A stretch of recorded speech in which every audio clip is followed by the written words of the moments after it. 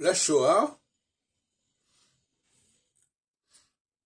est un acte que l'on peut interpréter diversement.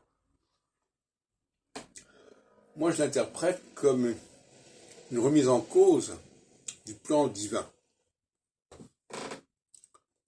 lequel envisageait de placer les Juifs au centre de son système, du plan divin. Et donc, il s'agit d'un enjeu théologique.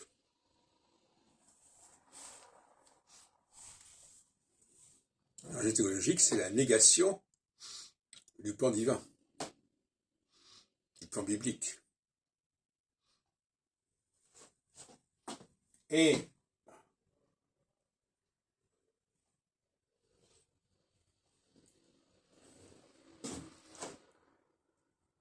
toute la question est de faire la distinction entre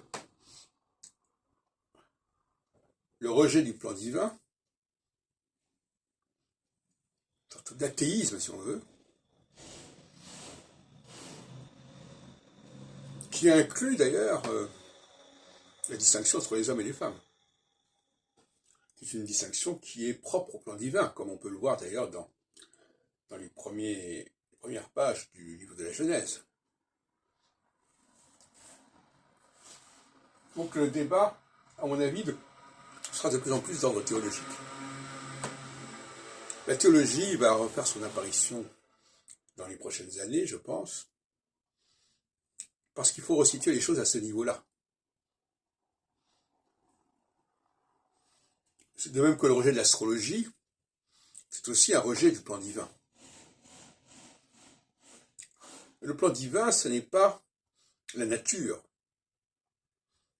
Et ce n'est pas non plus ce que les hommes eux-mêmes, dans leur cité, élaborent et échafaudent. C'est une force qui se situe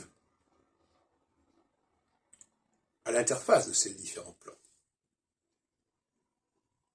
Le plan divin tel que je le conçois, ce n'est ni le plan du Big Bang, le plan de l'origine de l'univers, ni le plan des constructions, des constituantes qui vont déterminer notre temps électoral, etc.